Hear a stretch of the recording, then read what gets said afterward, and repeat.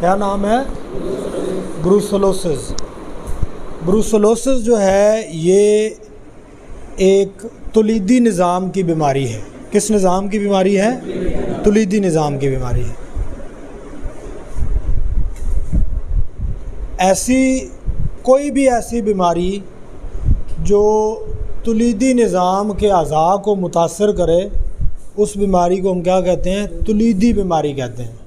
بہت ساری تولیدی بیماریاں ہیں، لیکن آج جو بیماری ہم نے پڑھنی ہے اس کا نام ہے بروسلوسز، ٹھیک ہے؟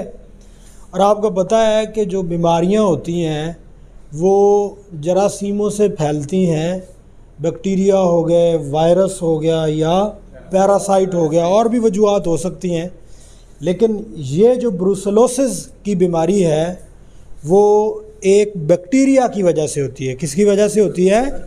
بیکٹیریا کی